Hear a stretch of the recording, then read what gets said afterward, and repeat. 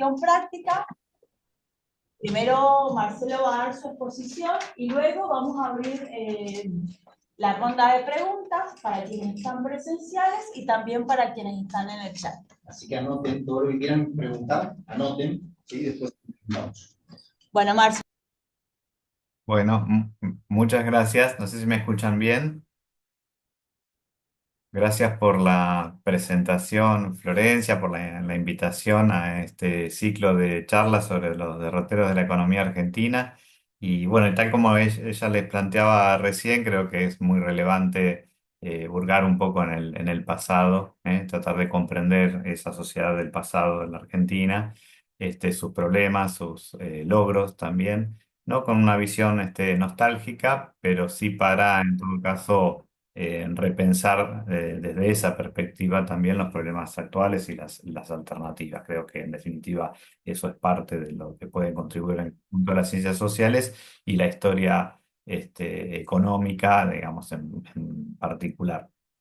Y yo me voy a centrar en la charla de hoy, en un recorte, en todo caso, de algunas de las cosas que planteamos con Juan Odicio en distintas publicaciones, pero también en el libro que coordinamos con Florencia sobre las industrias en Argentina, en un primer capítulo más general, sobre las políticas económicas.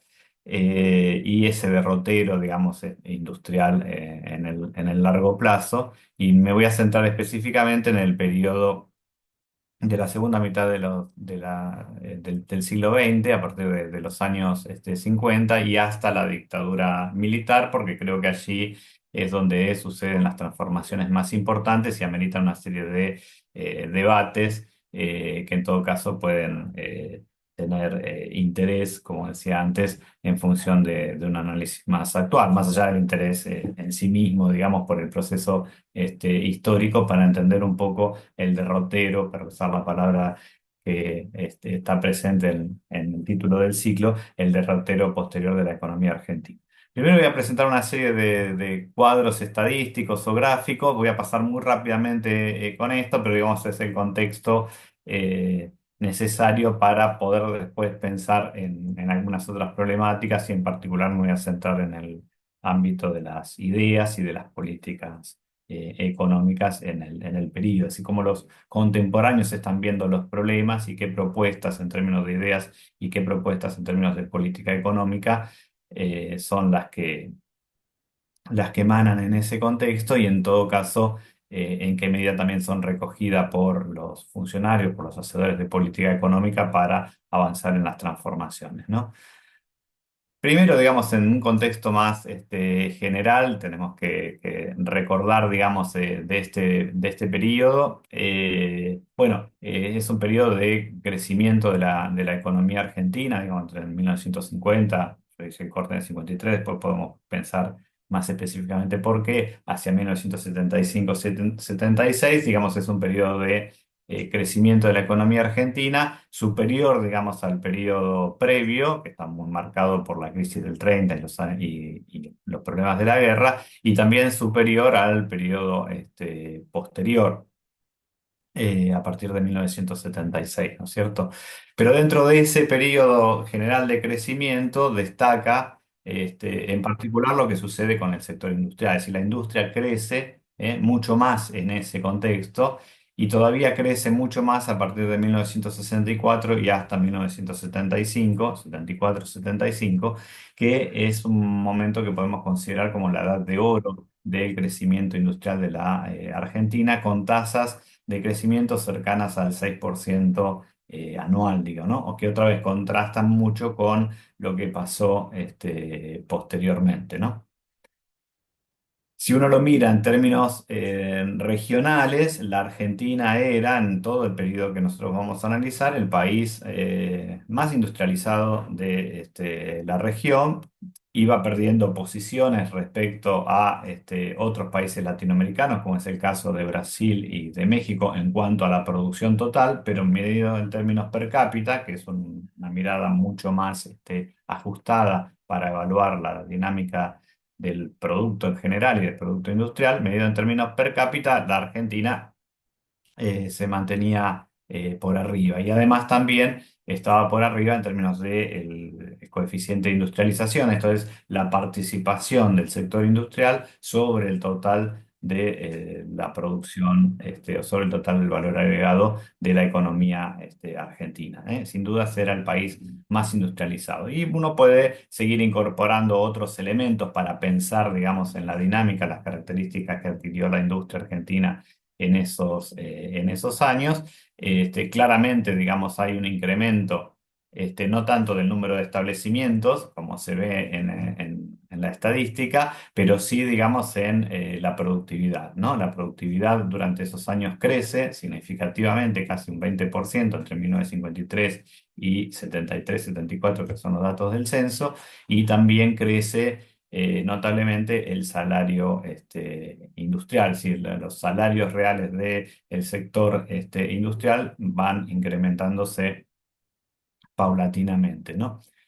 Eh, si lo comparamos respecto a la evolución y a la dinámica del sector agropecuario, no hay mucha discusión allí, aunque también suceden algunas transformaciones importantes en el sector agropecuario, en particular a fines de la década del 60. El sector industrial tiene un crecimiento innegable, digamos, comparado, más allá de sus fluctuaciones, comparado con lo que está sucediendo en el sector agropecuario, que tiene, digamos, un relativo estancamiento ya desde años antes al periodo que nosotros estamos considerando, que de algún modo, digamos, se revierte a fines de la década del 60 y primeros años 70, pero de todos modos está muy lejos de equiparar la dinámica que tiene el sector industrial. Con esto quiero reforzar esta idea de que el sector industrial crece más que el conjunto de los sectores productivos y que es el motor del crecimiento económico en esos años de buen desempeño económico. Entonces, una primera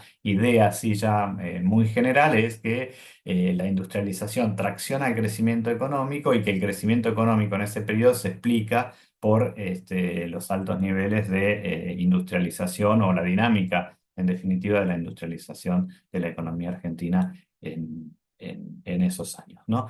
Hay una serie de transformaciones también en la localización espacial de la industria. Esto está muy claro en el libro que coordinamos con Florencia, que hacía referencia sobre las industrias regionales, pero donde, digamos, la provincia de Buenos Aires va adquiriendo cada vez mayor participación en el periodo y va declinando, digamos, el viejo núcleo urbano industrial asentado en la capital federal. Pero se destacan nuevas provincias o nuevos avances en el caso de Córdoba, el caso de Mendoza, el caso de Santa Fe en particular en estos años. Es decir, hay un proceso relativo de desconcentración, aunque la provincia de Buenos Aires sigue creciendo en su participación sobre el total del valor agregado de la industria a nivel nacional, ¿no?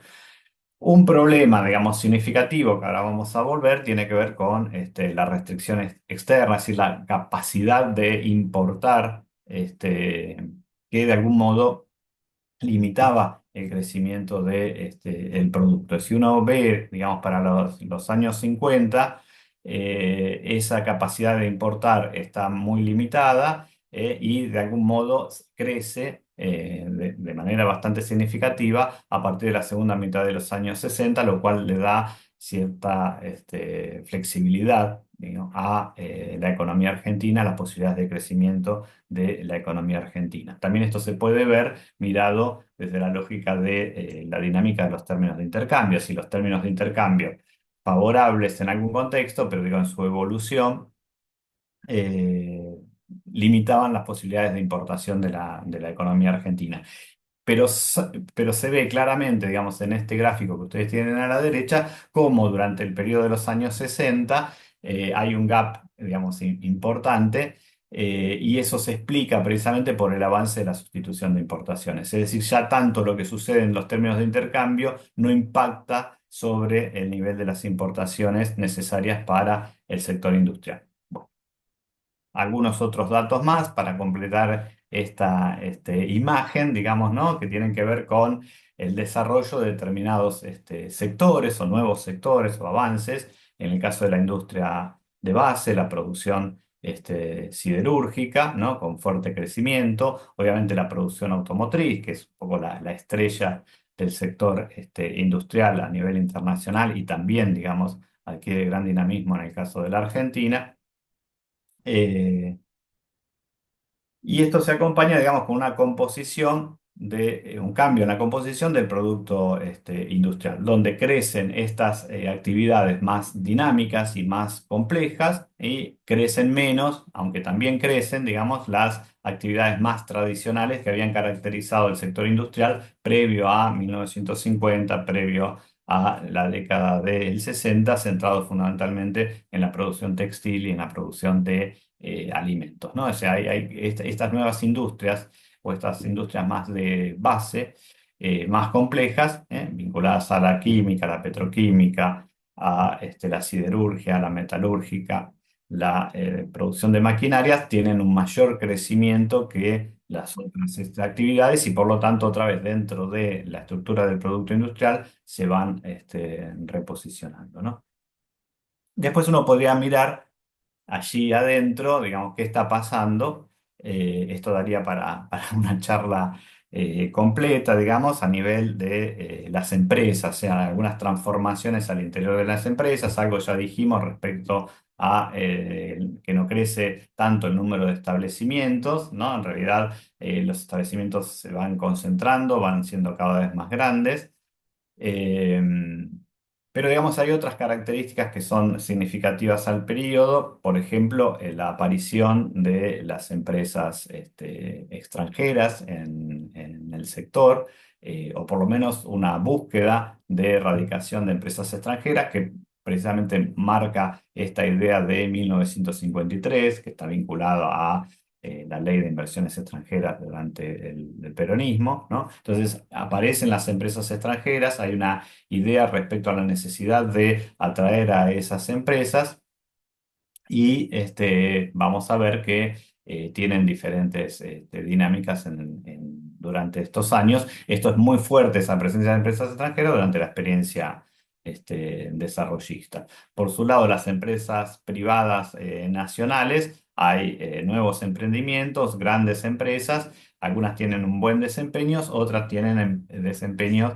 eh, relativamente más modestos y otras entran en crisis en gran medida porque compiten en determinados mercados o son afectadas en determinados mercados también por la presencia de las empresas extranjeras o por la propia dinámica de los cambios de la política económica, que en todo caso vamos a comentar. Y lo otro que me parece muy importante marcar a nivel microeconómico es la importante participación de las empresas públicas en el sector industrial. Las empresas públicas tienen presencia ya de tiempo atrás, pero durante estos años adquieren mayor significación en el sector industrial y en particular de la mano del sector militar, ¿eh? Son los militares los que impulsan el desarrollo de determinadas empresas en áreas claves vinculadas a estos sectores que precisamente estamos marcando que tienen muy buen desempeño o que tienen un desempeño superior al resto, como es el área siderúrgica, como es el área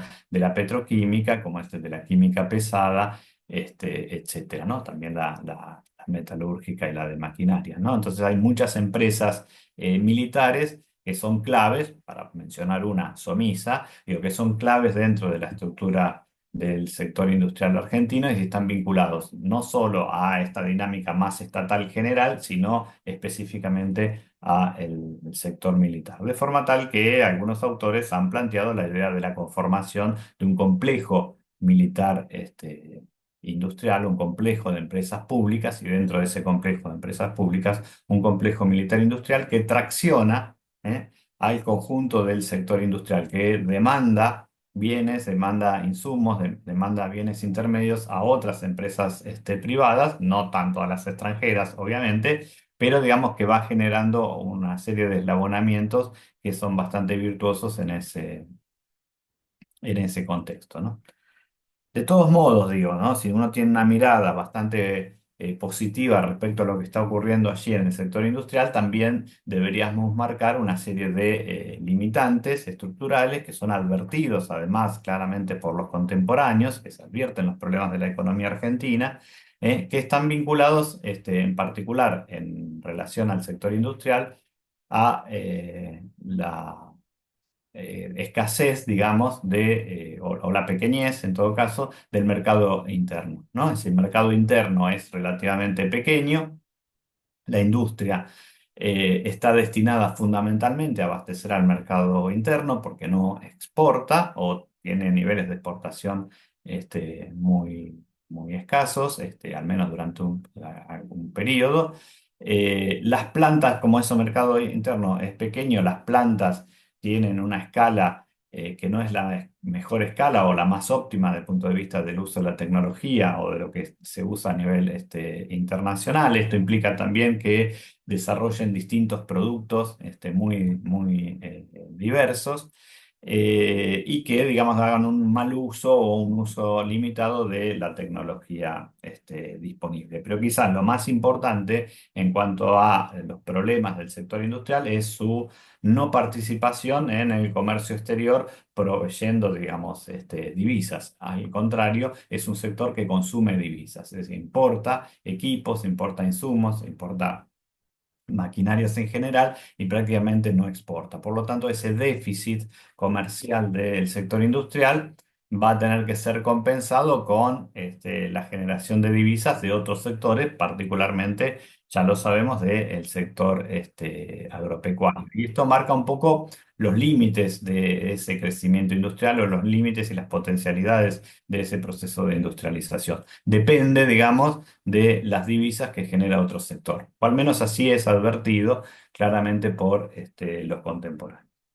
Todo esto está en el marco, además, de una dinámica cíclica de la economía argentina, de una dinámica general, digamos, cíclica, en lo que se conoce como los ciclos de stop and go, ¿no? Que tienen inicio ya durante la experiencia peronista, ¿no? Si nosotros podemos decir, bueno, la industria está creciendo, la economía está creciendo, pero está creciendo con estas fluctuaciones. Esas fluctuaciones están determinadas fundamentalmente por los problemas en la balanza comercial, por el estrangulamiento en el sector externo, por la insuficiencia de divisas, ¿no? Como les decía, estos problemas se empiezan a advertir que son problemas de la dinámica del ciclo asociados a el proceso de industrialización en una industria que no exporta, en una industria que consume divisas, se empiezan a advertir ya durante el peronismo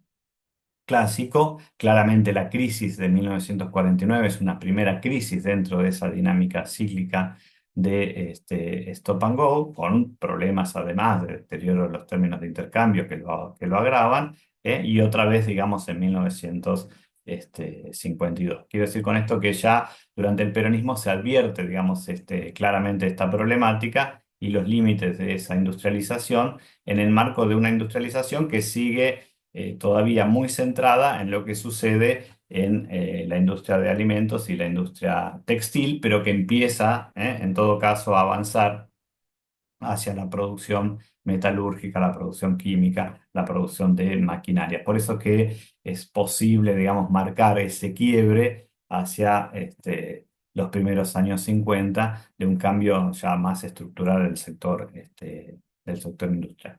Lo cierto, digamos, no me voy a meter sí, digamos, en esa discusión, pero lo cierto es que claramente, digamos, lo que se advierte a partir del 49-52 es que la industrialización sustitutiva puede ser un arma de doble filo, ¿no? Que modifica finalmente la canasta de importación en el sentido de que, bueno, ya no importamos bienes finales, pero ahora tenemos que importar determinados insumos y determinadas maquinarias. Y cuando la economía crece, digamos, crecen las importaciones porque crece el sector industrial.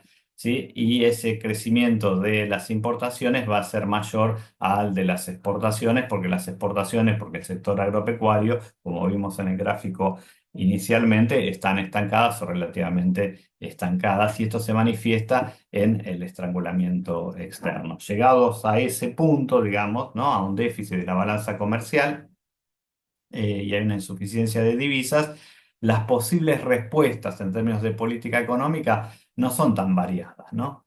Y lo interesante es que el peronismo las ensaya un poco a todas, pero vamos a ver que esas posibles respuestas que el peronismo ensaya, digamos, en esos pocos años, digamos, utiliza todas las herramientas posibles, van a ser también un poco las recetas de políticas en los años siguientes. Digo, cómo resolver el problema del estrangulamiento del sector externo. Esa es la gran guía de la política económica y en definitiva la gran guía de la política de industrialización en la Argentina durante todos esos años.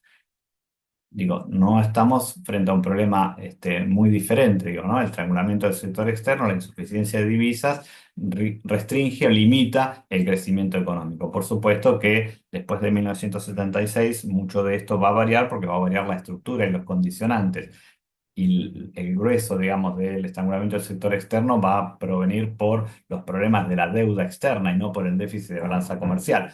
Pero, digamos, ya está planteado como un gran dilema general de la economía argentina. ¿Cuáles son esas posibles respuestas? Bueno, la devaluación, ¿no?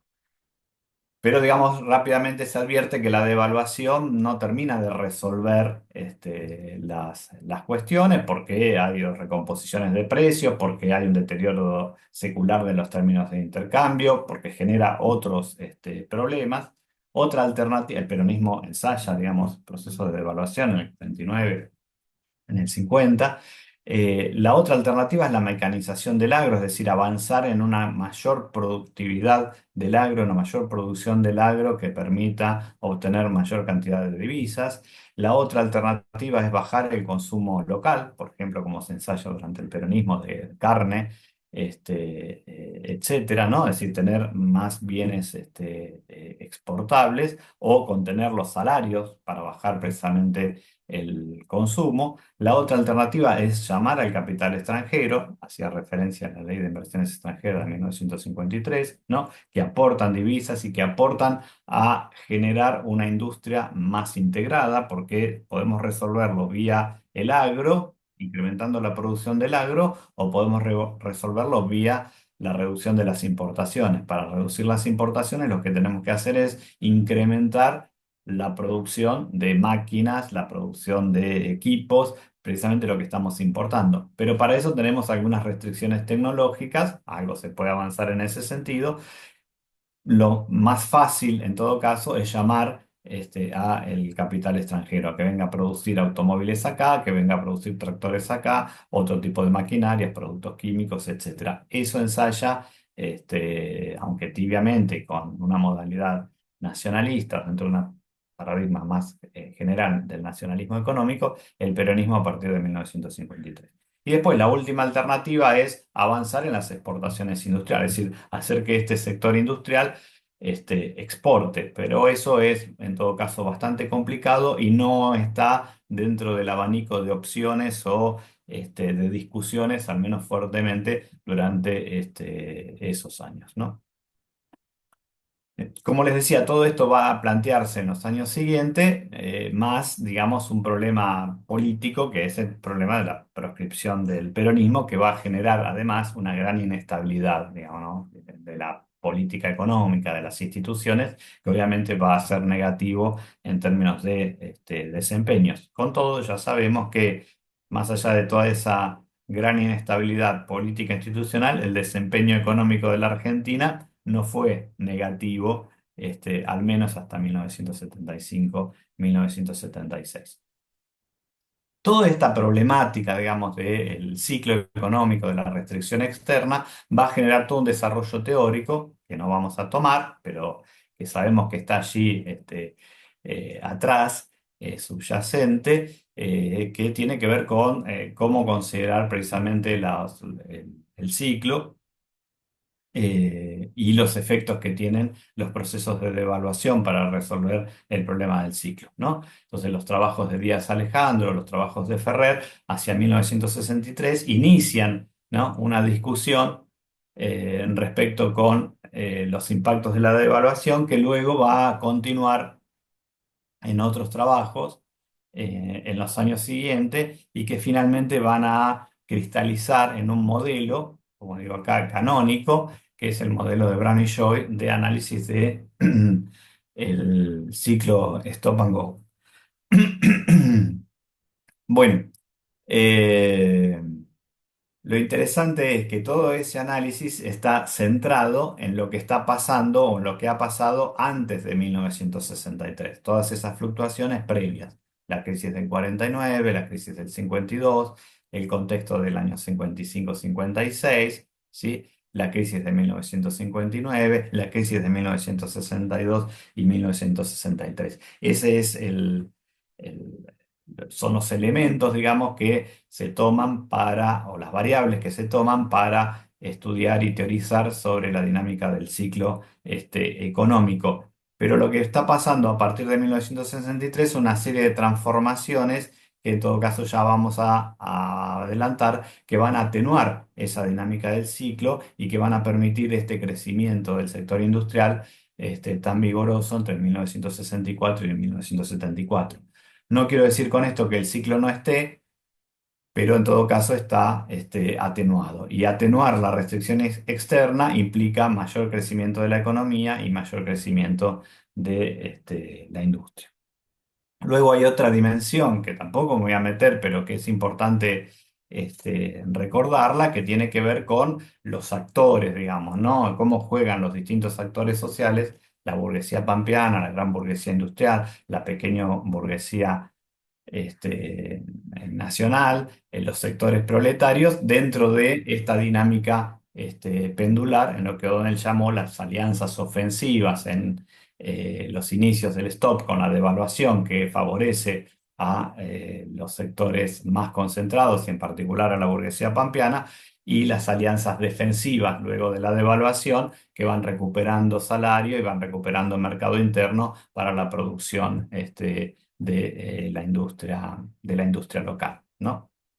Esto está muy analizado, pero digo, es importante no perder de vista que esto está allí atrás. Y hay otro actor que ya mencioné, eh, que es innegable, digamos, en todo este periodo, que es el de los sectores militares, de los sectores industrialistas, más allá de estos otros actores sociales más estructurales, que tienen sus posiciones respecto a la necesidad del desarrollo industrial como una necesidad para sostener un conflicto bélico eh, que podemos considerar en términos generales como el industrialismo militar, que está expresado en las ideas de Savio en la década del 40 y que va a estar expresado en las ideas de Guglielmelli, por ejemplo, o Cires Villegas en la década del 60, ¿no? Y son estos intelectuales vinculados al sector militar los que están promoviendo el desarrollo de la industria de base en función precisamente de la defensa nacional. Pero en todo caso, lo que quiero marcar acá es que estas ideas de estos militares, que además están en situaciones claras de poder en muchos años durante el periodo, van a combinar sus estrategias, aunque tiene una perspectiva más autárquica, pero de todos modos van a combinar sus estrategias y sus posicionamientos con las necesidades del propio desarrollo económico para resolver el problema del estrangulamiento del sector externo, que no es otro que avanzar en la industrialización, ¿no? Y en la industria más pesada, en la productora de equipos, en la productora de insumos, etcétera. Así que ahora nos vamos a detener un poco a pensar en las ideas y las políticas industriales durante este periodo. Como les dije, el principal problema o la principal dilema para la economía argentina y para quienes están pensando en las alternativas en la economía argentina es cómo resolver esa restricción interna, ¿no? En términos generales, podemos pensar que durante los años 50 la idea es la integración productiva, o sea, integrar más al sector industrial, desarrollar la producción de equipos, de insumos, etcétera, con la ayuda del capital extranjero. En los años 60 va a ser la integración productiva, pero añadiéndole también la capacidad exportadora del sector industrial para generar divisas para poder seguir importando. En los años 70 va a ser la misma estrategia, pero con un mayor pie, digamos, respecto al capital nacional, a las empresas privadas, respecto a las empresas extranjeras, ¿no? Por supuesto, esto implica en estas alternativas y estas estrategias apoyar o apostar a distintos actores sociales que van a generar varias tensiones, ¿no?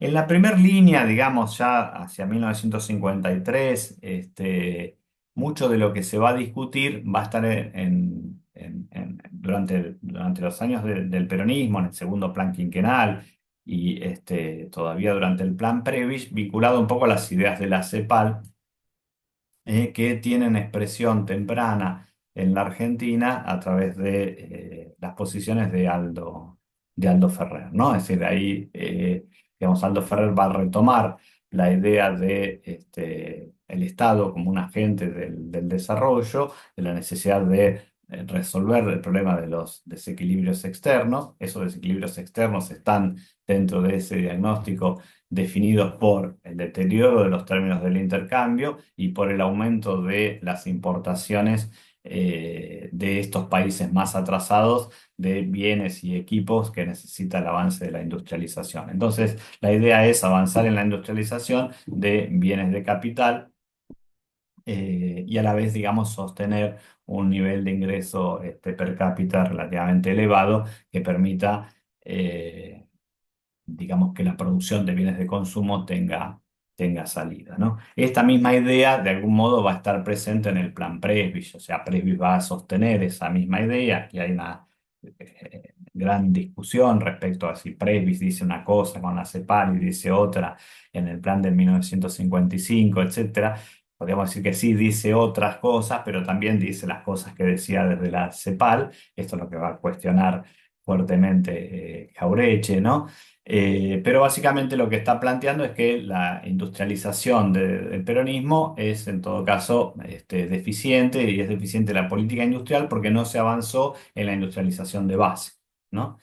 Eh, entonces él va a plantear una serie de medidas de corto plazo que implican, básicamente para resolver el problema del sector externo, la devaluación, pero es muy consciente de que la devaluación no va a resolver los problemas más estructurales ni de largo plazo, porque se lo va a comer el deterioro de los términos de intercambio, porque se lo va a comer el incremento de los precios a nivel local, digamos, pero digamos, lo que hay que hacer es avanzar en el desarrollo de las industrias dinámicas, ¿no? Y para esto es necesario el capital extranjero. No tiene, digamos, una perspectiva de apuesta fuerte al capital extranjero. Es crítico incluso de la ley de inversiones extranjeras del peronismo, pero, digamos, reconoce que es necesario que el ahorro interno, digamos, es insuficiente y que es necesario recurrir al el ahorro externo, ¿no? Entonces esa idea, en todo caso, va a ser mucho más reforzada o enfatizada durante la experiencia desarrollista del gobierno de Frondizi, digamos, y con su principal asesor y intelectual atrás, que es Rogelio Frigerio, ¿no? Es decir, la experiencia desarrollista intenta resolver el mismo dilema o la traba del crecimiento económico, que es ese estrangulamiento del sector externo. ¿Cómo? Ya no a partir de incrementar las exportaciones agropecuarias que había ensayado el peronismo y que Previs también de algún modo había dejado abiertas, sino fundamentalmente reduciendo las importaciones, ¿no?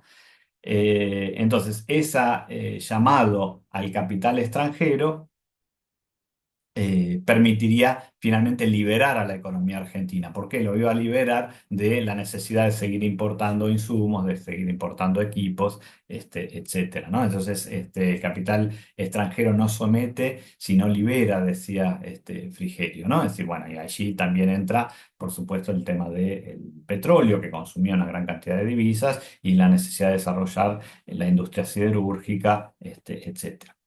Entonces, la ley de inversiones extranjeras está claramente, digamos, en línea con esta idea que supone que la Argentina tiene una falta de ahorro interno eh, muy significativa y que solo eso puede resolverse vía el ahorro externo, ¿no? El Estado en Marce, esto, digamos, tiene un rol Marce, orientador. perdón, Sí, te quedan 10 minutos que vos me habías pedido que te avisara. bueno. Dale. Vos me Este, pediste que te avisara, perdón. No, No, está bien, está bien. Bueno, entonces las conclusiones, no me falta bastante todavía. Bueno, lo cierto es que a partir pero voy a hacer el esfuerzo. A partir luego de la experiencia frondicista y a partir de la crisis del 62-63, eh, aparece un nuevo debate, digamos, ¿no? Que es muy crítico respecto a la industrialización tal como se venía desarrollando, porque piensen ustedes que la estrategia frondicista o la revolución, mal llamada revolución libertadora, o del gobierno peronista, estaba centrada finalmente en el mercado interno, ¿no? Si vienen las empresas extranjeras para producir para el mercado interno y aparecen estos problemas de deseconomías de escala, de mal uso de la eficiencia tecnológica, etcétera, ¿no? Y Prebisch reconoce hacia 1963, en un trabajo más general sobre América Latina, que se hizo mucho esfuerzo en avanzar en la industrialización, en la sustitución de importaciones, pero que la clave está en expandir la exportación industrial. ¿Sí? Porque la exportación industrial va a generar otros beneficios, ¿no? Y esa es la discusión que va a tener lugar en la Argentina a partir de mediados de la década del 60, con algunos hitos muy importantes, como un debate muy fuerte con el Instituto Torcuato Di Tella, en el que van a participar varios de los hombres que están muy cercanos a las decisiones de política económica en los años siguientes. Uno de ellos es, por ejemplo, Moyano Llerena, que de la revista Panorama dice, bueno, la sustitución de importaciones ha agotado sus posibilidades, digo, los contemporáneos lo están viendo, ¿no? Si lo que hay que hacer es avanzar en nuevas alternativas en la exportación industrial, ¿no? Eh, y Diamant, digamos, va a plantear, de algún modo van a avanzar ya en esta idea de la estructura productiva desequilibrada y la necesidad de un tipo de cambio que beneficie a los sectores exportadores, pero a los cuales se les cobre retenciones, pero que a la vez también beneficie las posibilidades de exportación de algunos segmentos del sector industrial, para que puedan contribuir el sector industrial con divisas para resolver ese problema del estrangulamiento, ¿no? Di Tella lo va a plantear en otros términos, un poco más brutalmente. Dice, bueno, acá toda esta discusión tiene un hálito rancio, dice, ¿no? Dice, la Argentina ha apostado a un esquema semi-autarquizante, quizás por el influjo y la presencia de los militares, y lo que tiene que hacer es avanzar en la exportación industrial. ¿Quiénes son los que discuten, digamos, en este contexto? Hay distintas alternativas, pero todos de algún modo plantean o llegan a un determinado consenso. Aldo Ferrer por un lado, Carlos Moyano Llerena, que va a ser el poder detrás del trono, el principal asesor de Krieger Bacena, Guido Di Tella, Marcelo Diama, con distintos énfasis o ideas. Este, Algunos apostando más al desarrollo de las industrias de base exportadoras, de capital nacional, otros apostando más a las industrias más livianas o empezando por el desarrollo de las industrias livianas y luego avanzar en industrias más complejas, pero también esas industrias livianas que sean exportadoras, como es el caso de lo que plantea Guido Di Tella, etcétera, pero todos de algún modo este, están en el marco de un consenso, ¿sí? Que plantea, digamos, las dificultades de capacidad de importar de la economía argentina, porque la industria demanda divisas que no genera, porque la producción primaria está muy limitada, que ese mercado interno es estrecho, que hay demasiada protección y esto genera problemas de ineficiencia, problemas de obsolescencia del sector industrial, etcétera. Pero se suma además otro factor que es muy importante para entender lo que pasa después, que es el grado de extranjerización. Si todas estas políticas de atracción del capital extranjero, del peronismo, de la Revolución Libertadora y en particular de la experiencia frondicista, lo que han hecho es reposicionar a las empresas extranjeras sobre la estructura industrial argentina y desplazar a un sector de empresarios nacionales, en definitiva la burguesía nacional, como se discutía en esos momentos, que es el actor social que nos va a acompañar en la promoción de un desarrollo nacional, autónomo, etcétera, ¿no?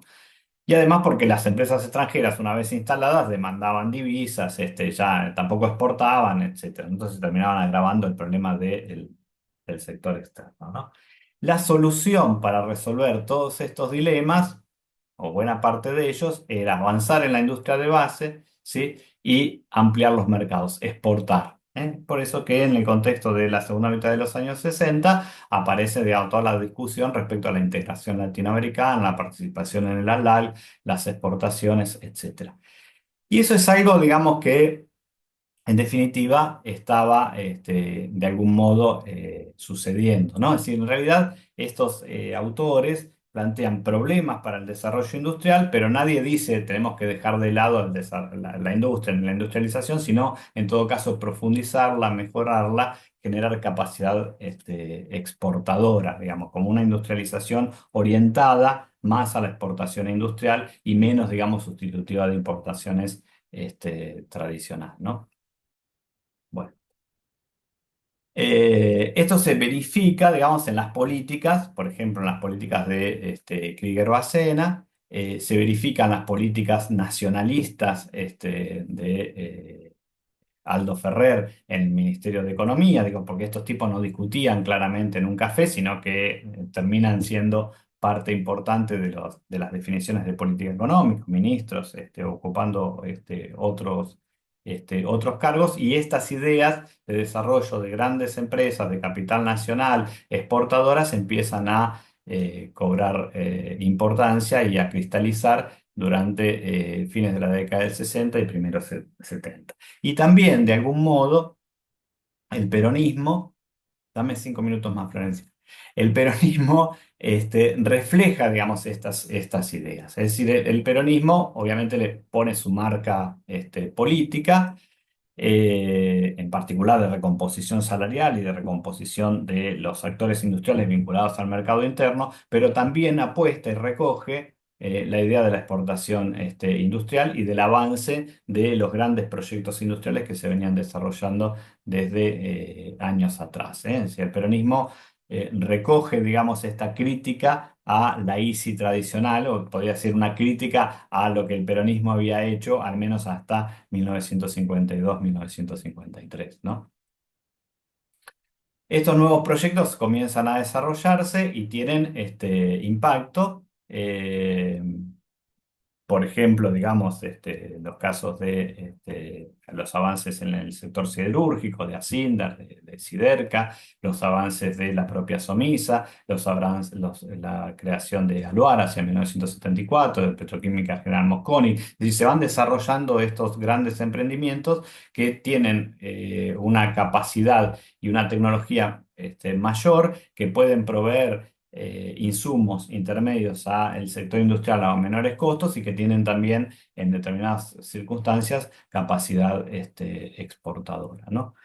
Porque esta conciencia industrial exportadora que tiene lugar hacia 1966 se va acompañando de otro proceso que es más estructural, digo, cuando se está discutiendo, que es el avance de la exportación industrial. Digo, paralelamente que se está discutiendo esto y se están aplicando determinadas políticas de promoción al sector industrial, la industria argentina está exportando cada vez más. De exportar prácticamente nada hacia 1963 sobre el total de las exportaciones, el 3%, digamos, hacia 1974 supera el 25% del total de las exportaciones. Y esto da un aire muy importante, digamos, al crecimiento del sector industrial, un impacto microeconómico a nivel de empresas fenomenal, pero también, digamos, a las cuentas externas, es decir, se permite resolver el problema del estrangulamiento del sector externo a partir de este incremento de las divisas, que conjuntamente con la mecanización del agro, el incremento de la productividad y los buenos precios que hay en ese contexto,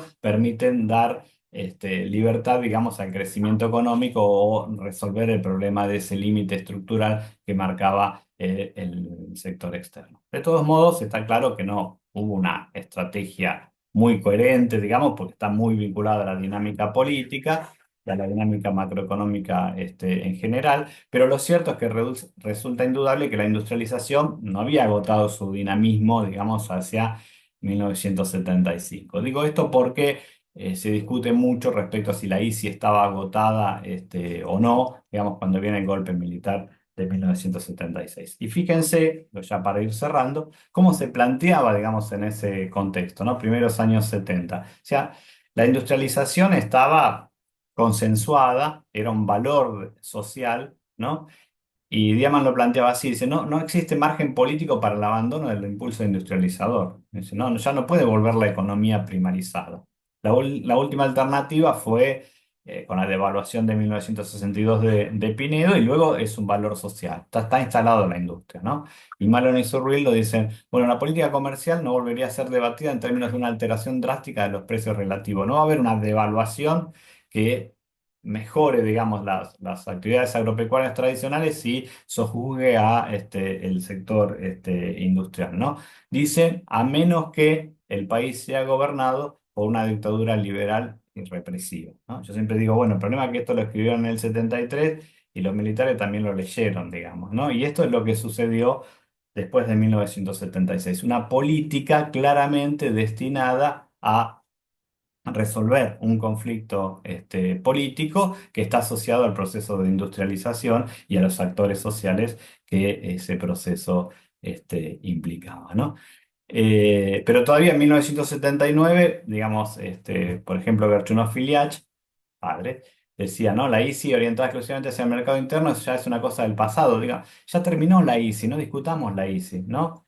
Lo que hay ahora es una estructura diferente, una estructura híbrida, moderna, donde hay sectores que son competitivos a nivel internacional, ¿no? Entonces esa imagen, fíjense si ustedes pueden leer, digamos, la frase de Ferrer después, pero digo, esa imagen tan negativa de que se instaló en los años, fines de los años 80, los años 90 en particular, una leyenda negra sobre la industrialización en la Argentina, no era la imagen que tenían los contemporáneos, incluso todavía durante la dictadura militar. El tema es que la aplicación sistemática de esas políticas llevó a una caída de cambios permanentes en el sector industrial que van a trascender hasta el día de hoy, ¿no? Y Diamant ya después, de 1983, lo va a plantear con mucha claridad. Dice, bueno, el péndulo se acabó, ¿no?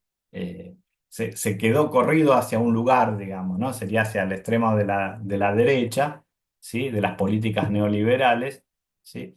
Y dice, hay únicamente dos alternativas. O la Argentina queda condenada a una permanente recesión, ¿sí? Aprende finalmente a superar la recesión externa que limita el crecimiento de su economía. Me parece que lo que sucedió es que quedó condenado a una permanente recesión. Y además esto va a implicar eh, el fin de los debates sobre el desarrollo, porque los debates post-76 van a ser debates sobre el problema fiscal, sobre el problema de la deuda, sobre el problema de la inflación, pero ya no más estrategias de desarrollo como se discutían en el contexto de los años 60, porque ha cambiado la estructura, porque ha cambiado también el contexto internacional. Lo que tenemos después es el estancamiento, ¿no? Y termino con esto, que es un ejercicio, digo, de pensar un poco el Producto Bruto per cápita de la Argentina respecto a los Estados Unidos, ¿no?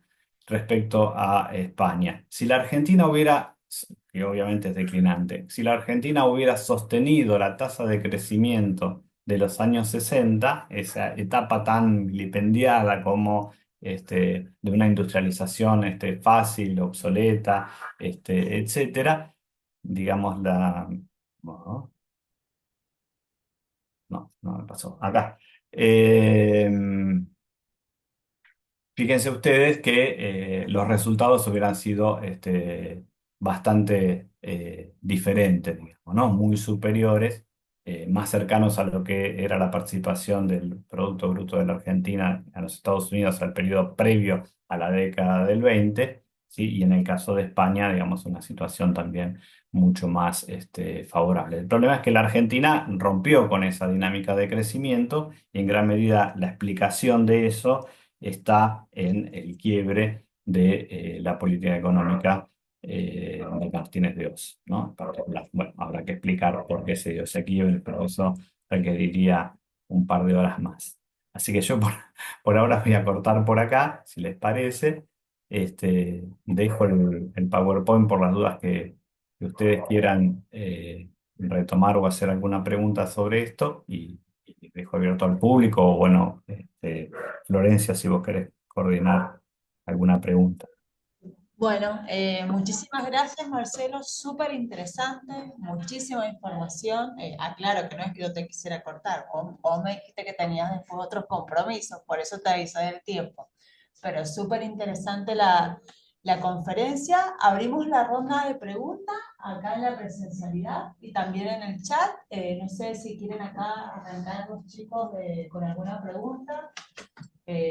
Nadie. Yo tengo una pregunta. Eduardo, si te podés acercar a la cámara para que él te Para que te vea. vea. Si A no, ver, parece que me está tengo que poner hablando. adelante. Claro. Claro. A ver. Ahí Ahí está. Ahí, vamos a Igual levantar. escucho. Ahí te va a preguntar él. Bien, Genial. bueno, Marcelo, una pregunta que me surgió es, ¿cuáles van a ser los motivos o el motivo principal de que Argentina no pudo, digamos, de alguna manera tener una inserción en las exportaciones industriales? Teniendo en cuenta, te voy a poner dos casos, el caso de México, con la industria maquiladora, o el caso de Corea del Sur, que en esa época ellos van a iniciar todo lo que es un proceso de industrialización. Y bueno, ¿cuáles van a ser las particularidades argentinas que no le permitió precisamente poder exportar y depender precisamente de los productos industriales, de los productos agropecuarios para sostener la industrialización? Que ese fue el principal problema que vos mencionaste, ese stop and go. Sí, está muy bien la pregunta. En términos generales, uno relaciona la industrialización, las estrategias de industrialización en el espacio latinoamericano y en la Argentina con la industrialización sustitutiva de importaciones y las confronta con la industrialización orientada a las exportaciones del sudeste asiático como exitosas, etcétera, con sus bemoles, digamos, ¿no?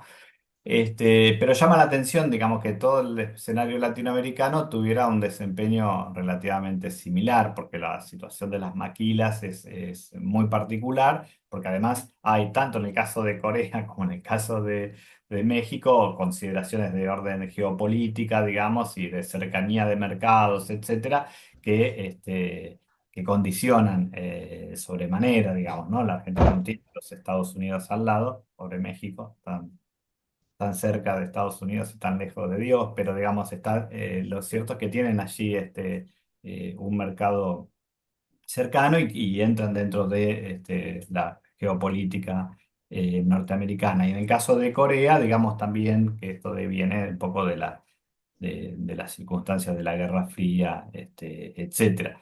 Eh, Porque vos fíjate que más allá de lo que sucede con la industrialización, cuando viene la crisis de la deuda externa sobre América Latina, digamos, impacta sobre todos estos países y las estrategias que se desarrollan son relativamente similares, etcétera. Y también hay una pérdida fuerte de participación del sector industrial de Brasil, como sucede en el caso de la Argentina. De todos modos, digamos, lo que sí es cierto es que en los años 60 la economía argentina logró avanzar en las exportaciones industriales. Y esto tiene que ver con dos cosas. Por un lado, con una mayor sofisticación y mejora tecnológica del sector industrial argentino que adquiere competitividad. Y por otro lado, con una serie de políticas, fiscales, de promoción, de crédito particulares que alientan esas exportaciones, con sus costos fiscales, digamos, pero está considerado como una política, o sea, la política estimula de algún modo esas exportaciones industriales, que como dije, en algunos casos son muy significativas sobre algunas empresas, quizás no tanto sobre el total del valor de la producción de la industria, que sigue orientada en su mayor parte al mercado interno, pero digamos, aparecen exportaciones vinculadas a maquinaria agrícola, tocadiscos, electrónica, como en el caso de FATE, etcétera, ¿no?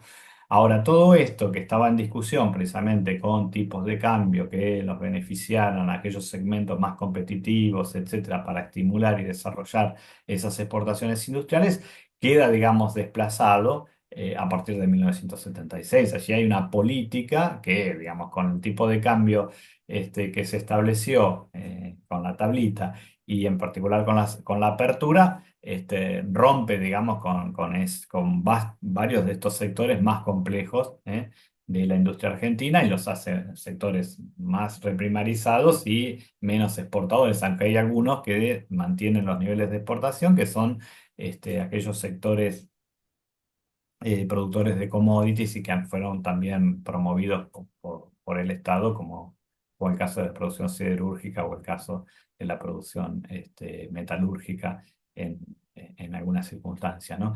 Entonces, en realidad hay una política más general, antiindustrial, podemos decir, que afecta también las posibilidades de las exportaciones industriales, ¿no? Y luego ya tenés una caída de esos sectores desaparecen o se fragmentan o quedan dislocados, digamos, en términos de sus eslabonamientos, etcétera, que no tienen capacidad de recuperarse en los años siguientes, ¿no? Este, entonces digo, es cierto que avanzan las exportaciones, pero es cierto que también hay una política que las contrae, las frena y que claramente, digamos, uno puede advertir como quiebre a partir de 1976, ¿no? Bueno, gracias, muy completa la respuesta. Nos preguntan desde el chat, te preguntan, si se puede explicar la influencia, si puede explicar la influencia de la crisis del petróleo en 1973-74 en la industria argentina. Bueno, la crisis del petróleo no solo impacta sobre la industria argentina, sino que impacta sobre toda la estrategia económica que había diseñado el peronismo, que era bastante compleja, digamos, y bastante completa, por otro lado, ¿no? Ese plan económico de 1973 atacaba muchos de los problemas de la economía argentina, atacaba también los problemas específicos del corto plazo, de la estabilización, del problema inflacionario. Entonces, como esa estrategia está muy vinculado a esa concertación social, el impacto de la crisis del petróleo a fines de 1973 y ya, digamos, con más fuerza a comienzos de 74 sobre la economía argentina, implica un incremento de los precios de los insumos importados. Y como esa industria no está todavía integrada, porque estos son definiciones de política y se está avanzando en ese plano. Se ha avanzado en el desarrollo, como dije, de la industria del aluminio o en la petroquímica, digamos, se han inaugurado esas plantas recién ahí en 1974, algunas de ellas, ¿no? Después de la crisis del petróleo. No está integrada, ese incremento de los insumos impacta sobre la estructura industrial y esto impacta finalmente en las presiones inflacionarias y termina rompiendo de algún modo la concertación social, digamos, ¿no?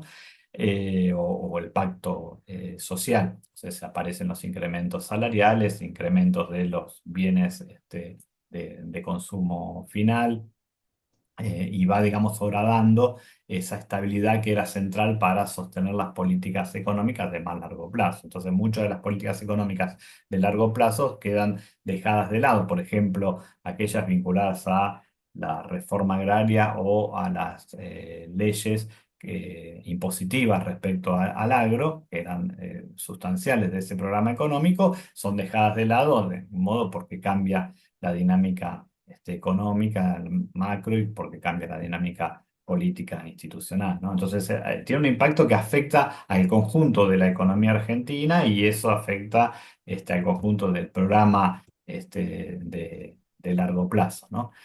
Ahora, ese impacto se manifiesta básicamente porque, digo, más allá de todos los avances en la industrialización, todavía la espada de Damocles del sector externo, digamos, el estrangulamiento del sector externo pendía sobre las cabezas, ¿no? No estaba resuelto, digo, había avanzado obviamente el sector industrial, pero todavía dependía en gran medida de los insumos y de los equipos importados, o por lo menos no podía resolver un cambio drástico de precios en esas circunstancias. Bueno, gracias. Acá hay otra pregunta también en el chat, referida a ¿esos militares industrialistas avanzaron o posaron su interés sobre las áreas de producción energética? Supongo que se refiere a los militares de la década del 40-50. Y a eso yo también me animo a agregar una pregunta, porque la mayor parte de la audiencia que está presencial son alumnos de economía política, de pensamiento económico. Si vos has podido también avanzar, ¿cuáles eran las lecturas de estos militares o los posicionamientos? ¿Cuáles eran sus influencias? ¿Si eran liberales? ¿Si había una mayor lectura de una escuela nacionalista alemana? ¿Si has podido establecer algún vínculo sobre cuáles eran la circulación de conocimientos a la que ellos accedían. No sé si te compliqué Sí, con la unir dos puntos. no, no, en todo caso te pido que me repitas algo, pero no, en principio los militares están muy preocupados por el desarrollo energético, en particular, bueno, inicialmente ya con YPF, digamos, ¿no? Con toda la historia de YPF, ya para irnos a los 20, digamos, y aparece ese nacionalismo petrolero que no es casualidad que esté vinculado eh, a la ley secreta que establece el gobierno de Alvear, que implica el desarrollo de la producción de algunos insumos y de metales para el sector industrial, y que eso va a derivar finalmente en la creación de la fábrica militar de aviones en el año 27, y también en algún experimento en Andalgalá de producción de cobre, porque atrás está la idea del bastarse a sí mismo, digamos, ¿no? Y ahí un poco vinculo con la segunda pregunta, Florencia. Digamos, esa idea del bastarse a sí mismo que está expresada por Alvear, que está expresada por los sectores nacionalistas, que está expresada de algún modo en términos de independencia económica por el grupo Bunge o Alejandro Bunge y la revista de Economía Argentina, tiene tras de sí los problemas que ha ocasionado, en todo caso, la Primera Guerra Mundial. Y allí atrás sí están las ideas de la escuela histórica alemana, de Lis, etcétera, ¿no? O sea, todo eso viene de algún modo desde ese lado. Y luego se van a redefinir en términos de las ideas de la movilización industrial, ¿no? Sabio lo va a expresar hacia 1933 en un folleto sobre la movilización industrial, o sea, la necesidad de desarrollar la industria, pero que esa industria tenga capacidad para ser movilizada rápidamente en función de un conflicto bélico. Pero para eso necesitamos desarrollar industrias de base, ¿sí?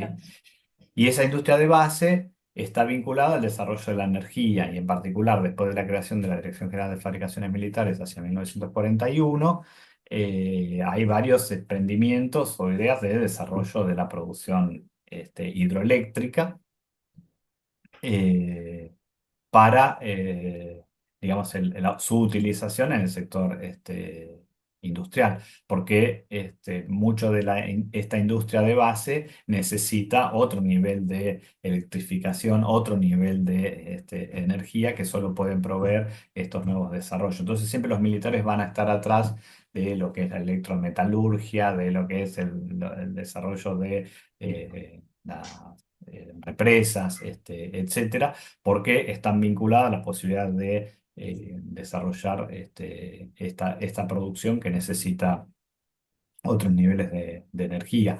El caso final, digamos, o emblemático en este sentido, es la Fuerza Aérea con el desarrollo de Futaleufú para proveer de energía eléctrica a la planta de aluminio en Puerto Madryn, que inicialmente estaba vinculada a desarrollar un insumo de base para la producción de aviones. Y, digamos, pero que se combina con esta idea de un insumo de uso difundido para el conjunto del sector industrial, y evitar las importaciones en ese sector, y si puede también exportar. Entonces digo, siempre está en un modo anudado a esta idea del sector militar con el desarrollo energético, ¿no? Y después en el plano del desarrollo petroquímico. Entonces, la alianza entre YPF y la Dirección General de Fabricaciones de Militares para el desarrollo de plantas petroquímicas está también en esa misma línea. No, Con es Juan muy Mauricio interesante escribimos además. varias cosas al respecto de las ideas de los militares, etcétera. No sé por dónde, pero en algunos lugares lo escribimos y están por allí, pero lo puedo buscar y pasarte las referencias. Por supuesto, sí, sí. Era más que todo para que los chicos pudieran ver la vinculación que hay entre, a ver, qué pasaba en Argentina y las ideas que había en Europa. Había una articulación o una repercusión, si se quiere, de esas ideas y esos temas que se discutían. Acá hay otra pregunta de la audiencia, sí, acércate, si así él te puede ver. Eh, Hola, mi nombre es Nicolás Hola. y tengo una pregunta. Eh, ¿Cómo nació el Stop and Go en Argentina y cómo se remedió el Stop and Go? Esa sería mi pregunta, es como corta. Bueno. Y dijimos que no se remedió Larga de mucho porque responder. Cuando cuando se incrementaron los precios de los productos de importación y los precios de exportación de los productos tradicionales de la Argentina cayeron, hubo problemas en el mercado europeo durante el año 73-74, fines de 73, principios de 74, digamos, otra vez aparece el stop, y el año 75 es un año de crisis, es un año negativo, el primero después de 1963, ¿no? Nunca se resolvió del todo, ¿no? Pero hubo avances en ese plano, hubo atenuaciones, hay un stop and go más débil, si quieren, ustedes, a partir de 1963 y a 1974, y que está vinculado a este avance de la sustitución de importaciones. Por un lado, se importa menos porque avanzó la sustitución por capital extranjero, por capital nacional, sea con distintas estrategias, porque se incrementaron las exportaciones industriales y entonces se generan más divisas, ¿sí? Y porque, digamos, se han hecho además acuerdos comerciales de exportación, etcétera, y porque también se incrementaron las exportaciones tradicionales, se incrementaron por la mecanización del agro, la incorporación de fertilizantes, etcétera, y porque hay además, en ese contexto de fines de los años 60, una de los productos de exportación de la Argentina. Entonces, esos tres factores combinados, ¿no? Permiten resolver en parte el problema del sector externo, aunque, digamos, habría que ver que la deuda va creciendo paulatinamente, etcétera, pero digo, no tenés alguna situación de crecimiento muy bajo, por ejemplo, en el año 66, o una situación de una balanza comercial prácticamente poco superavitaria, digamos, ¿no? Nula, hacia 1970-71. Digo, tenés situaciones, ¿no?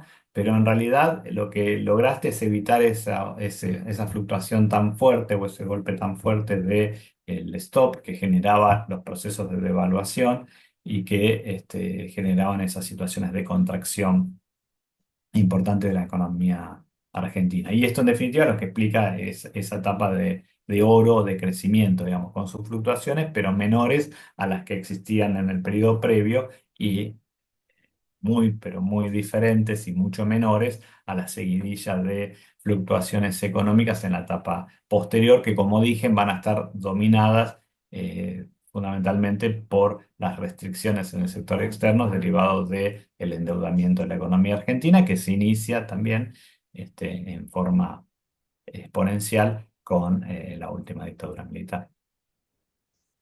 Bien, ¿alguna pregunta más? Así, acá hay dos preguntas. Acércate, así él te puede ver, si no parece que viene la pregunta Sí, de más el adelante. aire. Claro, no. Eh, Hola, mi nombre es Juan y le quería preguntar, en un momento usted habla de cómo la industrialización por sustitución de importaciones empieza a generar ciertos problemas y que una de las posibles soluciones es la mecanización del agro, que asumo que es para multiplicar las divisas que puede traer el agro. Eh, Quería preguntarle, en la actualidad, en el país, ¿qué porcentaje del sector agropecuario podemos decir que está mecanizado o modernizado? No te sabría decir eso, soy historiador. Este, No, digamos que ha cambiado mucho la estructura de la producción y la estructura del agro, sobre todo a partir de los años 90, con incorporación de tecnología y la forma de producción, donde tenemos, digamos, un agro que está muy mecanizado y con niveles de tecnología de frontera internacional. Entonces allí no está el problema. En todo caso, el problema en los años 60 era derivado de la escasa mecanización, digamos, de seguir manteniendo una estructura productiva eh, más o menos tradicional, pero precisamente el avance de la tractorización, de la incorporación de cosechadoras en particular, etcétera, de fertilizantes, de material químico, va a permitir ese crecimiento de fines de los años 60. Y hay como una estrategia eh, En algún caso más directa, porque el peronismo lo intenta directamente, digamos, en otros casos más indirecta o derivada del propio proceso de industrialización. Si el avance de la industrialización va a generar una serie de insumos y equipos para el sector agropecuario que van a beneficiar la productividad, la producción del agro y, en definitiva, como vos decís, a las cuentas externas por el incremento de las divisas, ¿no? Yo diría que el agro en general está bastante descuidado, digamos, como alternativa para resolver los problemas. Todos están enfatizando las alternativas vía la industrialización, salvo otra vez en el peronismo del 73 que retoma, digamos, el tema de el comercio exterior, de fortalecer, digamos, pero hay otro contexto también de mejora de los términos de intercambio en esos años, significativamente, que alienta ese tipo de políticas, ¿no? Entonces ahí otra vez vuelve a aparecer la idea del agro como realmente importante, ¿no? Esto es interesante porque uno siempre vincula el peronismo con la idea más industrial, pero tanto, digamos, el peronismo de 53, 54 y 55 como el del 73 al 75, reforzaron un poco la idea de promover un desarrollo más equilibrado, ¿no? En la terminología de la época, esto es lo que decía Gómez Morales, más equilibrado, más armónico de repotenciar al sector agropecuario. Pero, digamos, la estrategia de Prebisch, de Frondizi, Frigerio, de los años 60, en realidad descuida bastante lo que sucede en el agro, ¿no? Es como una derivación de las políticas industriales que se va a avanzar en la mecanización, ¿no? Pero bueno, eso sería un poco para explicar la situación anterior. Hoy creo que el agro tiene un nivel de mecanización y de incorporación de tecnología muy, muy destacado, digamos, ¿no? Sí, incluso acá en Mendoza ya hay vendimiadoras ante escasez de mano de obra, que no se sabe si es escasez de mano de obra o un bajo salario de los obreros. Ya hay varias empresas que están incorporando vendimiadoras con unos costos exorbitantes y bueno, todas importadas, por supuesto. Bueno, no sé si hay esa pregunta. Aquí hay una pregunta más y quizás con esto ya vamos cerrando si no hay más preguntas en el chat.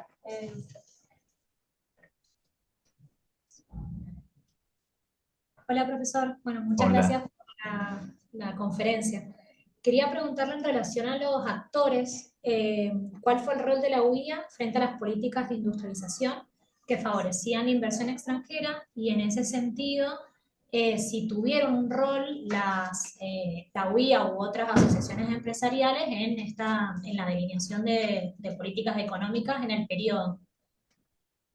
Bien, bien, qué interesante. Bueno, es claro, porque es un aspecto que yo descuidé un poco en el análisis por una cuestión de tiempo, aunque por allí apareció una filmina, para utilizar una palabra vieja, que lo reflejaba. Sí, la Unión Industrial, bueno, tradicionalmente, sobre todo en los años 30, 40, que ya ha cambiado un poco su composición más heterogénea de los años previos, focaliza en las demandas relativas a la industrialización, a prohibición de exportación de chatarra, etcétera. Ya con Colombo, digamos, como presidente de la Unión Industrial y un poco siguiendo los lineamientos de Alejandro Bunge, la revista de Economía Argentina, después va a tener su etapa de conflictividad durante el peronismo y va a apoyar, digamos, todas las políticas favorables al sector industrial, de todos modos.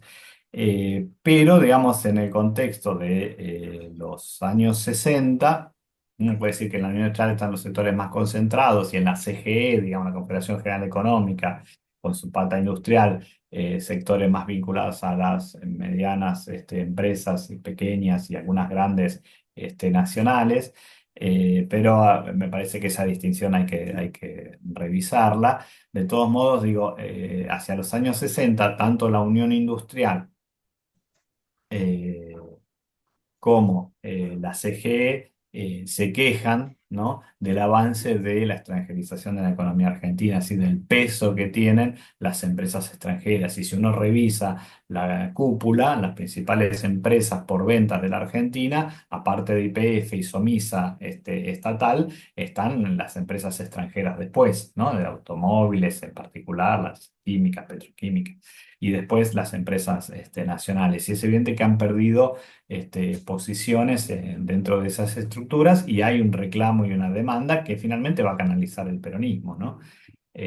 Otra vez, la relación con la UIA es compleja, pero la UIA entra, digamos, en ese juego también. Y después tienen como posiciones específicas, ¿no? Focalizadas respecto a las empresas públicas también, digamos, la competencia que pueden generar, respecto a las compras estatales, etcétera, ¿no? En general son críticos o tienen posturas durante el periodo de los años 60 primeros 70 posturas críticas respecto a las políticas de intervención estatal, ¿no?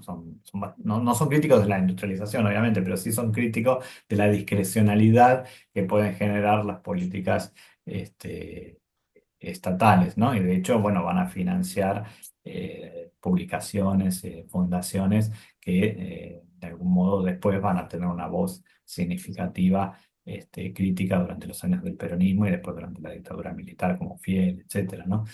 Entonces, digo, la UIA es bastante ambigua, digamos, en ese sentido, pero, digamos, apoya aquellas políticas que favorecen en general el desempeño del sector industrial. Más crítica es la CGE, digamos, ¿no? Ujú.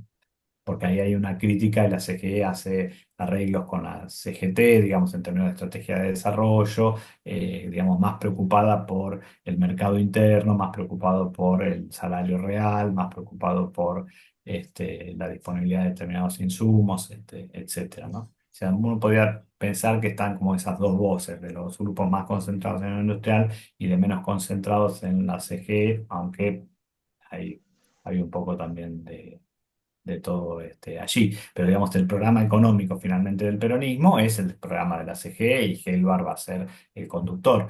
Y la Unión Industrial, digamos, se va a integrar, digamos, a ese pacto social, a esa concertación, etcétera, cuando pueda despegarse en un contexto de crisis, rápidamente lo va a hacer y va a ser muy crítico, pero sobre todo, insisto, de la intervención estatal, digamos, ¿no? De la ampliación del Estado, de la expansión que ha adquirido el Estado, ¿no? De lo que ellos lo juzgan, perdón, como una intromisión excesiva del Estado en la actividad privada. Bueno, ya con esta última pregunta cerramos, que llegó por el chat. Dice, yo quizás entré tarde a la reunión y el profesor lo explicó, pero quería saber por qué la charla tiene como punto de partida el año 53 y no una década antes o los años 30. El dilema de los historiadores, la periodización. Muy bien. Bueno, algo dije durante la charla, pero por ahí fue insuficiente. Bueno, hay que periodizar y hay que hacer un corte. Siempre hay que partir de algún lado, si no, empezamos con los orígenes de la civilización, pero en 1953 se explica fundamentalmente por la ley de inversiones extranjeras y por esta apuesta, digamos, al capital extranjero en un contexto donde se están dando una serie de transformaciones que se reflejan en el censo del 54 de mayor avance de estas industrias dinámicas y más complejas, metalmecánicas, de maquinarias, etc. Entonces, digo, uno puede hacer el corte de la ICI más difícil.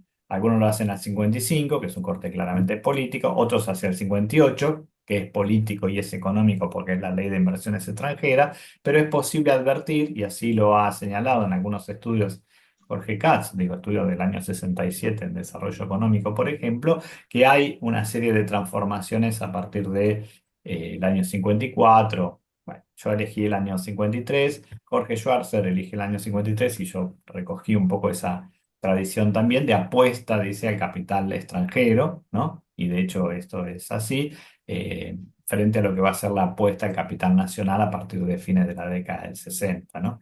Entonces me parece que ese 53 permite diluir, digamos, la impronta política del peronismo y mirar más los cambios estructurales con algún cambio de política económica decisivo respecto al sector industrial, aunque no es tan decisivo todavía la ley de inversión extranjera por sus impactos, pero sí, digamos, hay una orientación en ese sentido que va a guiar los debates sobre el desarrollo económico y la industrialización en los años siguientes. Así que yo creo que Perfecto. 53 está muy bien. Sí, tal cual. Bueno, agradecemos muchísimo tu participación, tu exposición súper clara, generó muchísimas preguntas, que eso yo creo que es lo que más le gusta a uno cuando expone, que haya preguntas.